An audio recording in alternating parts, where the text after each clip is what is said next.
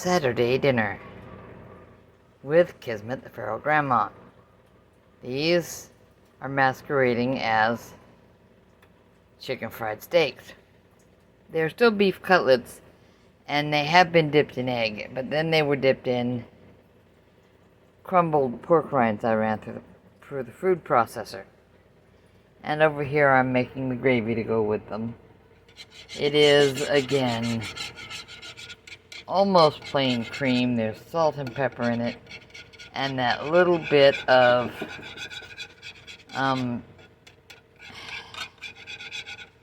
that same stuff I used the last time I made it. And my brain doesn't want to come up with the name of it, right? Xanthan gum, there it is. I had to stop thinking about it to say it. Now I get the cream hot, and this stuff will begin to thicken.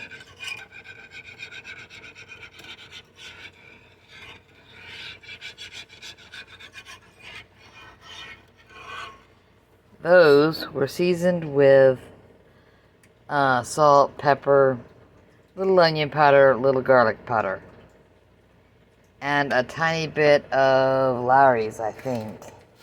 Yeah, oh, Morton seasonal. And fried in that tallow that's back there cooling. And then I had to wipe the pan out and get my cream and get this stuff put together. It doesn't have very far to go before it actually gets where I want it to be. But you know what? I like things that are crispy or crunchy. I don't really like the pork rinds so much, although I used to eat them.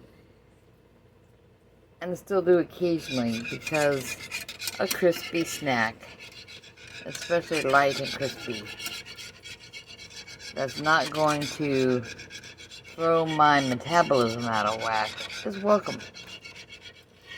Nisha uses them too, so it must be okay, right? I don't know if she uses xanthan gum.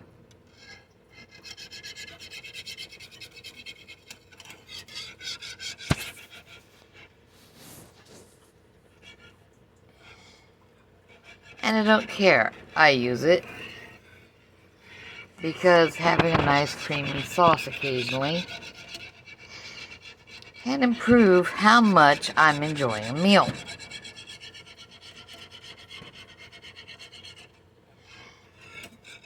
Although if I get more test supplies, like check my blood glucose level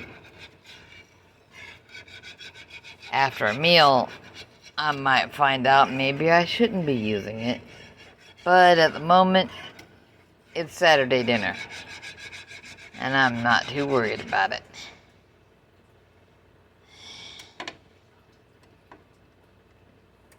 That would be like telling me not to make clam chowder soup.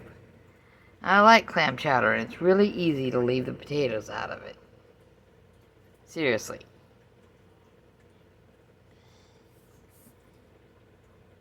If you could get your great-grandma to come help you make clam chowder, but you're allergic to potatoes, or you really have harsh moments after eating them, she might say, well, leave the potatoes out. Something that has occasionally given me trouble since I was real small, and no one paid any attention to it, is the occasional overdone bit of celery.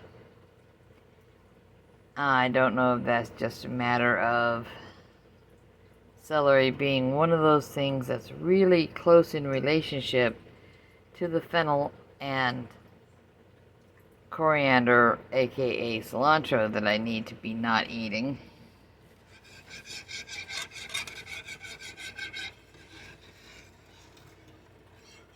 But when I'm having difficult times with my stomach, I leave them out. I did not eat any eggs today, but there's some on the meat.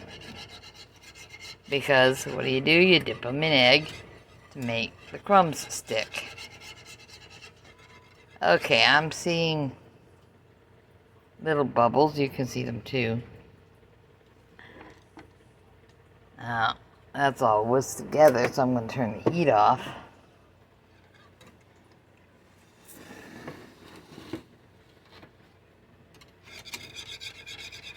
Shove it onto a cool corner of the stove.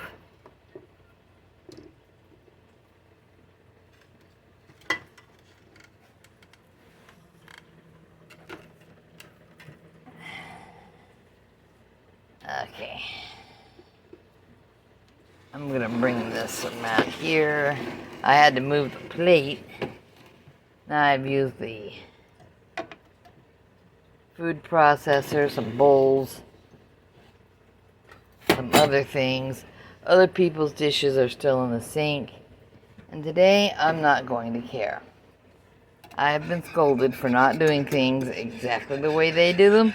Well, too effing bad. It's my kitchen, and I'm just going to follow the pattern of, hey, look, here's a sink. I'm going to put my dishes in it and not worry.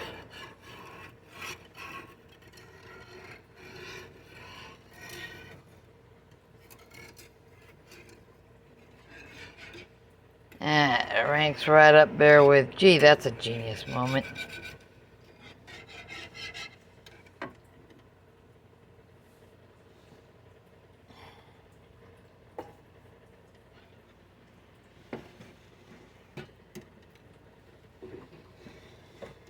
At the moment, the only bowls available in the cupboard are the square buffet bowls that I have already told everyone not to use.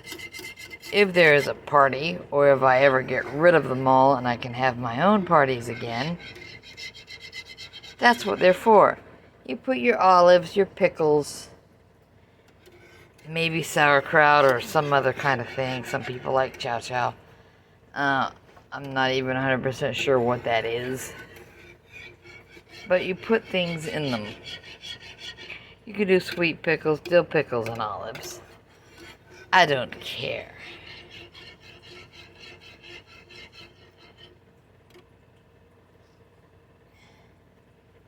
But I've got little, tiny plates to put, they're appetizer plates pretty much. And I've got these square bowls, and I could get some other things.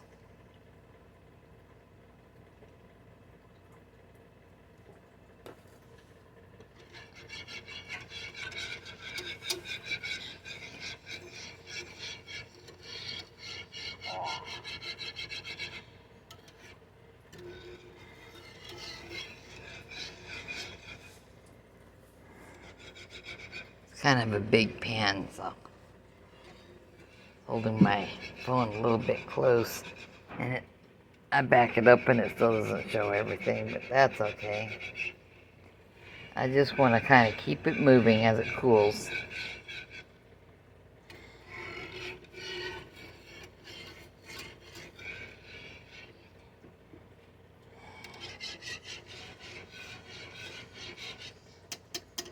At this point, I think I can just let it sit. But that is Saturday dinner with Grandma. Now remember, plan your meals, and then stick to your plan. You'll be more likely to eat the right things that way. Grandma loves you and wants you to be okay. Take care. Bye-bye.